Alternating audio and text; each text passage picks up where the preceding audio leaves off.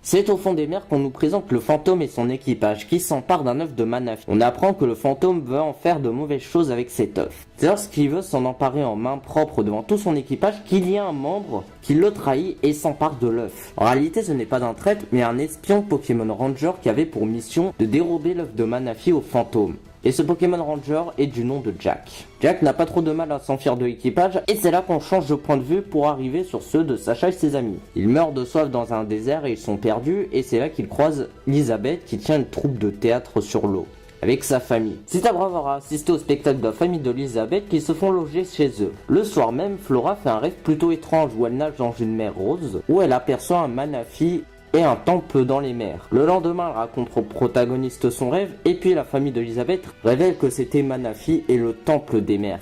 Dans le même temps, la Team Rocket tente de s'emparer de l'œuf de Manafi. Cependant, l'œuf de Manafi a fait l'attaque permucœur, ce qui a inversé le corps des membres de la Team Rocket. Mais les protagonistes arrivent à se reprendre l'œuf sans trop de mal. Et c'est là qu'apparaît le fantôme qui veut s'emparer de l'œuf de Manafi comme la Team Rocket. Et c'est là que s'enchaîne une course-poursuite et entre-temps Manafi éclot et considère Flora comme sa mère. On découvre par la même occasion qu'en réalité le clown de la troupe de théâtre était Jack, le Pokémon Ranger. C'est après avoir semé le fantôme que nos protagonistes arrivent dans une espèce de caverne avec une peinture d'un temple des mers. Et la famille d'Elizabeth explique l'origine de ce temple, de Manafi et de leur peuple, qui est le peuple des mers. Et on apprend que seul Manafi peut voir le temple des mers parce que pour les humains normaux, il est impossible d'apercevoir ce temple. Et donc l'objectif de nos protagonistes, c'est ramener Manafi dans ce temple pour qu'il accomplisse son devoir de prince des mers. Durant leur traversée, Flora se rapproche beaucoup de Manafi, ce qui inquiète beaucoup Jack pour le bien de Manafi et donc explique à Flora qu'il faudrait qu'ils se séparent. Flora, même si elle comprend cela, elle est un petit peu contrariée et du coup elle se met en position fétale,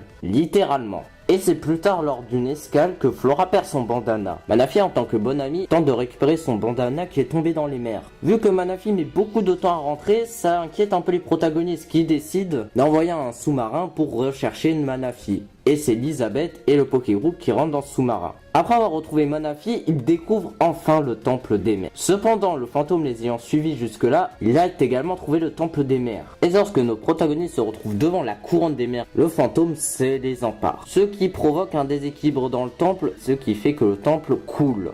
Jack arrive à récupérer la plupart des cristaux mais pas tous, et Sacha doit remettre le dernier à sa place. Après de nombreuses péripéties, ces choses faites, et le temple redevient à la normale et remonte même à la surface. Cependant, le fantôme plus déterminé que jamais s'empare de Manafi. Sacha étant devenu le roi des mers entre-temps, tente de reprendre Manafi aux mains du fantôme. Et c'est là que s'enchaîne une confrontation entre Sacha et le fantôme. Bon, s'ensuit une victoire bien évidemment de Sacha. Après cela, Manafi doit se séparer malheureusement de Flora. Et c'est sur cette scène assez triste que se conclut ce film. Comme promis les amis, nous allons pranker Amail. On a eu les likes, je tiens mes promesses. Donc, si vous avez oublié, je vais faire croire à Amail que ça c'est une carte au trésor et je vais l'amener dans une caverne sous-marine. Il va trop être vénère. Donc, c'est parti pour le prank. Alors, qu'est-ce que j'en pense? Amail, tiens, j'ai une carte au trésor pour toi. Laisse-moi l'examiner de plus près. Donc alors, là il y a le trésor. Et j'ai décidé de te donner la carte au trésor parce que je pense que tu mérites plus ce trésor que moi. Bon, il y a quelques petites péripéties, mais tu vas trouver un trésor trop bien, avec plein d'argent et surtout plein de nouvelles... Quoi, des nouvelles armes? J'y vais de ce pas.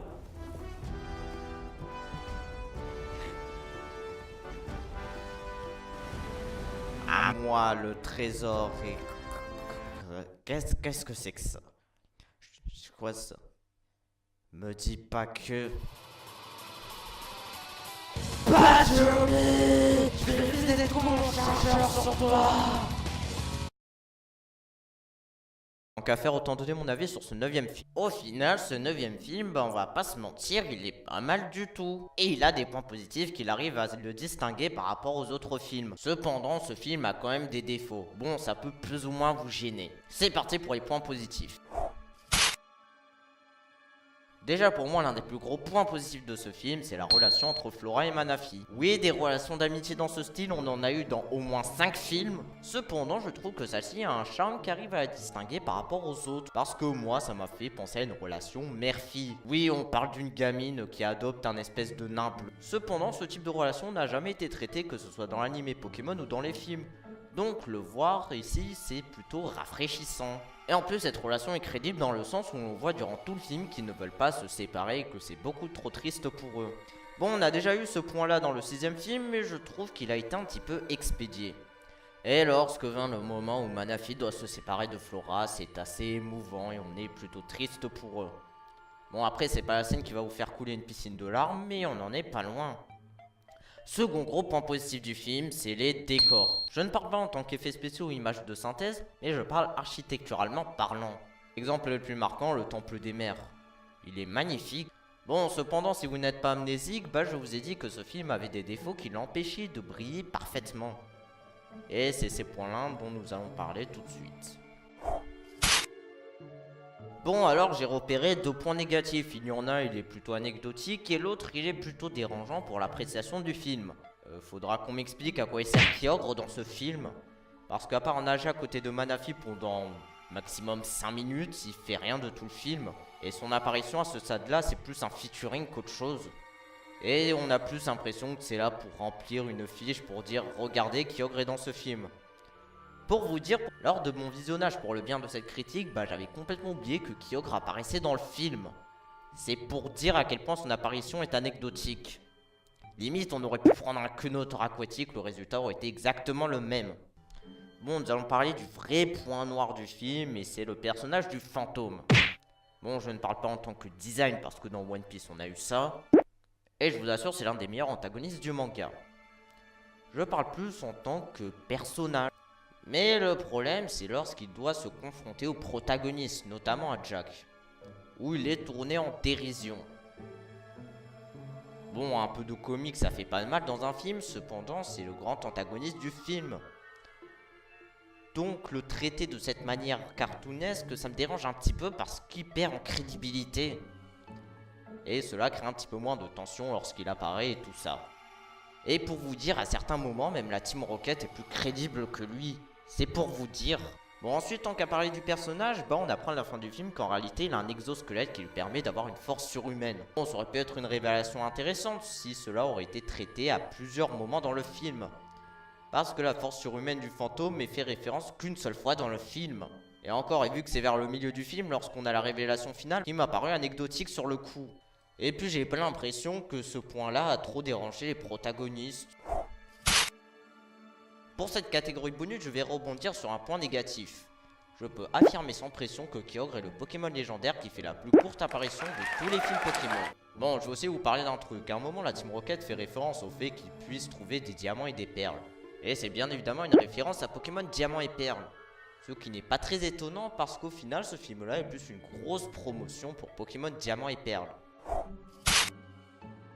Donc finalement, ce 9ème film, il est plutôt sympathique et je trouve qu'il est plutôt sous-coté. Et si vous avez le temps, je vous recommande d'aller le voir parce que ça peut être une expérience assez inédite dans les films Pokémon et plutôt sympathique. Là, c'est plus axé sur de l'exploration que de l'action bourrine. Donc sur ce, je vous dis à demain. Bon, maintenant, moi, comment je fais pour sortir de là? Yumi, prépare-toi à prendre tout mon chargeur dans ta gueule.